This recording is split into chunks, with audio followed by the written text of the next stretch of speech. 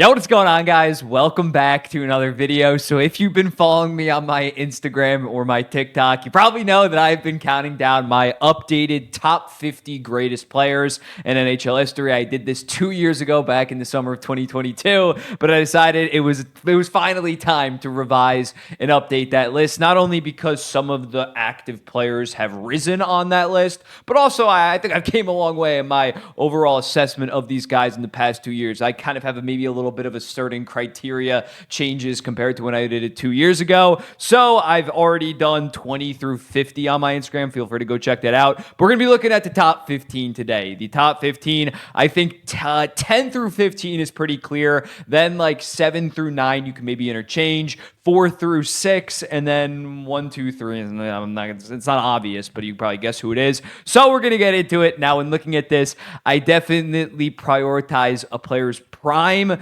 compared to, say, maybe longevity. At a certain point, longevity can definitely overcome a prime, but it's definitely more so how damn good was this player in their prime? How many awards did they rack up? First team, second team, all NHLs, Stanley Cups. More of an additive to a career. It's not going to define you. And I think every single player, every top 15 players in this have at least one Stanley Cup. I don't have Marcel Dion in my top 15. But without further ado, let's dive into it. And at number 15, I got Maurice Rocket Richard. Of course, one of the greatest snipers in NHL history. 5 times he led the NHL in goals, 544 career goals, which is extremely impressive when looking back then. I meant to mention at the start, I am going to be factoring in error a little bit. Guys in the 40s, 50s, and 60s pre-expansion won't get as much love as guys later on, especially in like the salary cap, 30-plus teams in the NHL. But when looking at Richard, 8-time first-team All-NHL, very impressive. 6 second-team All-NHL, 8-time Stanley Cup champion on those Dynasty Montreal Canadiens teams. What kind of does hurt him, and it was in part because he was on such a good team, but he only won the Hart Trophy once. He was battling with another guy that we're going to get with on this list that is clearly higher. So I think number 15 is a pretty decent spot for the OG best goal scorer in NHL history. Number 14, Connor McDavid. I know that this might get controversial. There's going to be like a small sect of followers that want him like top 10. Then there's going to be like a small sect that says that he shouldn't even be top 25 of all time. But I think when you look at this guy's prime, basically since 2017, he has been the best player in the NHL, as well as just racking up awards to back that up. 3 Harts, 5 Art Rosses, 4 Ted Lindsays, 1 Rocket Richard, peaked at 153 goddamn points. And again, this wasn't in the 80s and 90s when teams were scoring 4 goals a game. It was so impressive what he did last season. This year wins the Conn Smythe despite losing in the Stanley Cup final. Doesn't have the team success yet of a top 15 guy or the longevity numbers, but in terms of an overall peak, especially in the 21st century salary cap, most competitive NHL it's ever been, for him to be the clear-cut best player for like going on 6-7 seasons at this point, and probably the most talented player of all time, I think you gotta have him in the top 15, and as a result, I have him at number 14. Number 13, Guy Lafleur. When looking at him in the 70s, he dominated. He was probably the best player in the 70s for a certain stretch. Over 6 seasons, he won 2 Harts, 3 Art Rosses. In the 3 other seasons, he finished 4th, 5th, and 2nd. In the Hart, he was the best player on 4 out of the 5 Stanley Cups that he won with the Montreal Canadiens. Didn't have insane longevity like some guys that are like just above him at 12 and 11, but when looking at him, did finish with around 1,400 career points. An amazing career by Guy Lafleur, and as a result, he is at number 13. Number 12, Mark Messier. Unfortunately, I used a picture of him on the New York Rangers, bringing them their only cup in the last like 80 years. But when looking at him, he was extremely elite on those Edmonton Oilers teams. He was still putting up 100 points despite being behind Wayne Gretzky. He was the best player on 2 Stanley Cup teams in 1990 with the Edmonton Oilers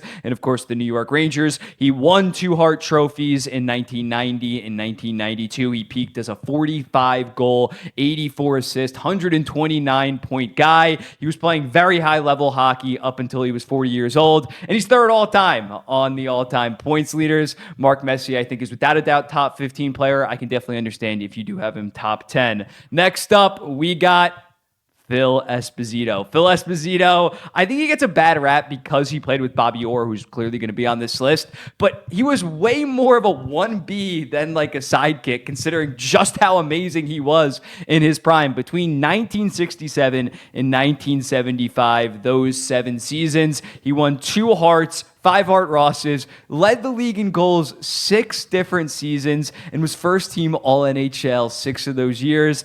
And in terms of overall stats during that 7-year stretch, he had 418 goals, 494 assists for 912 points in 568 games. He was also alongside of Bobby Orr, putting up these genuinely historic numbers. So I think you got to have him top 15. I think he's an underappreciated guy. I think on most lists, he's like 16 to 25. He is definitely top 15 in my opinion. Number 10, I got Jaromir Jagr. Monster numbers right out of the rip with Mario Lemieux. Then Mario, of course, dealt with his cancer and had to go away. And Jaromir Jagr proved that he was not just Mario Lemieux's sidekick, as he would win the Art Ross for the next 4 straight seasons and a Hart Trophy. He also won the Art Ross back in the lockout year. And in terms of longevity, at 33 years old, he still had 54 goals, 69 assists for 123 points with the New York Rangers, was the Hart runner-up, and won the goddamn Ted Lindsay, I believe, that year. He did leave a couple seasons in the late 2000s, but he came back and was still fantastic. Even at 43 years old, he finished 7th in Hart voting. So as a result, he's 2nd all-time in points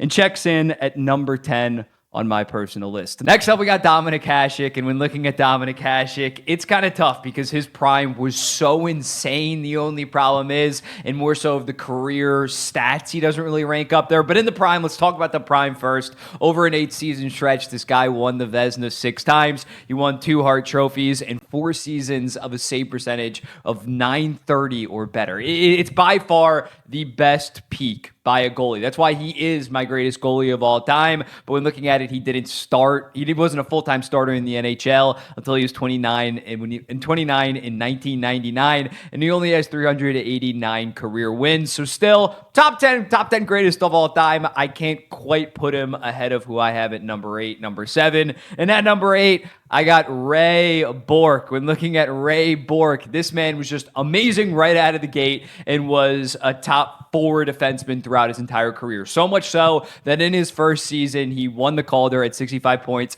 finished 4th in Norris voting, and until he was 36 years old, he finished top 4 in Norris voting every single season. That is the definition of consistency. He was a 19-time All-NHL player, 13 of those first-team All-NHL, 6 other second-team All-NHL selections, finished as the most points ever by a defenseman, won 5 Norrises. So when looking at him, I think he's got to be in your top 10. I think he gets very underrated just because he never won a Stanley Cup with the Boston Bruins.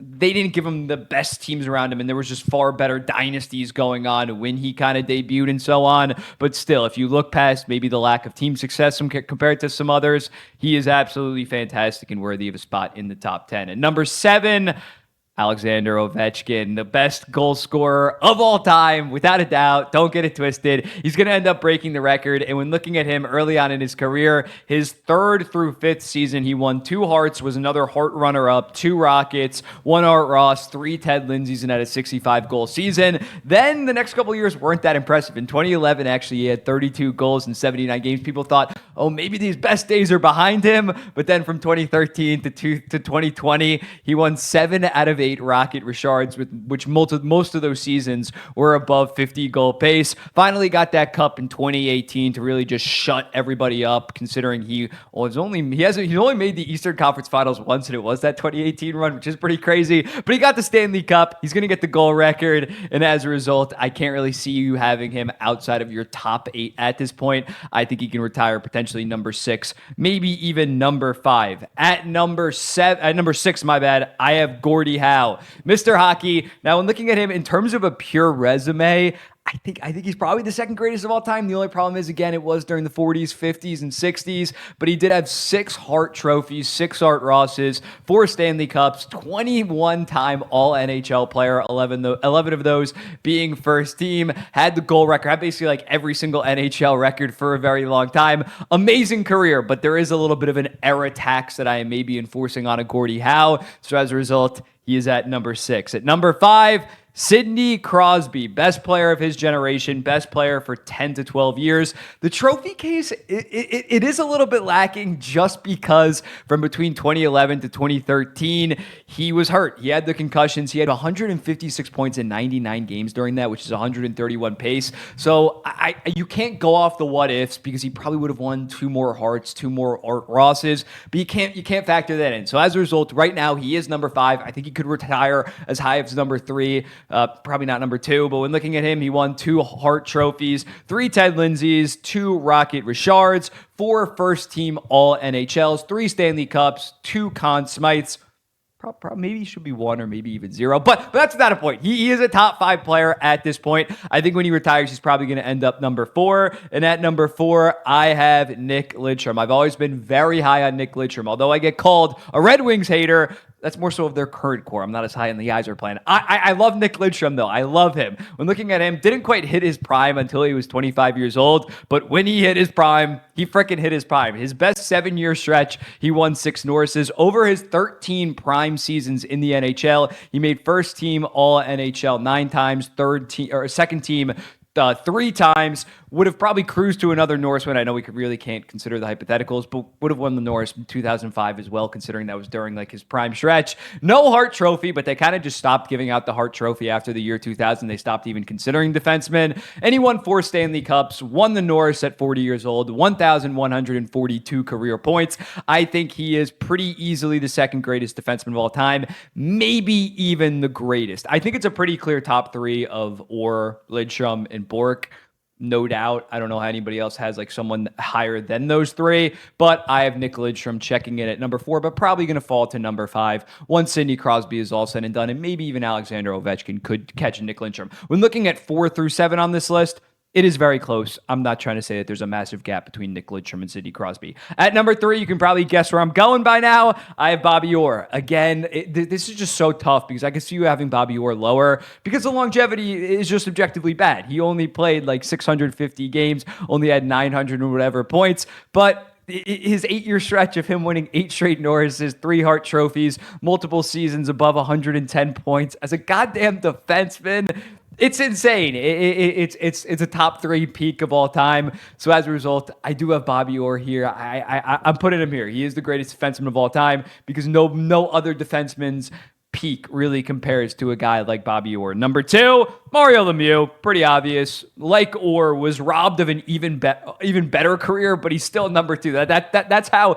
insane Mario Lemieux was. He could have been number 1 potentially if he never had to deal with any injuries or, of course, getting cancer. So in looking at him, he was arguably as dominant as Wayne Gretzky. By 23, he had a season where he had 85 goals, 111 assists, 199 points. He didn't even win the Hart that year. They, for some reason, gave it to Wayne Gretzky, who had clearly worse stats. But when looking at him, 460 plus point seasons. He had a 160 point season where he only played 60 games in it and still won the Hart Trophy. That's a 218 point pace, 3 Harts, 6 Art Rosses, 2 Conn Smythes. And when looking at his career numbers, he's around 2 points per game with 1,723 and 915 games. The only guy that has come to Wayne Gretzky level of dominance, maybe Connor McDavid you can throw in there, but in my opinion, it's pretty easily Mario Lemieux as of right now at number 2. I think McDavid has a decent chance of passing him when it's all said and done. Actually, I would say that it's probably likely just because McDavid hopefully is not going to have the injuries or the medical problems as, I don't know why I got all soft spoken when I said this, but I think McDavid's going to retire number 2. At number 1,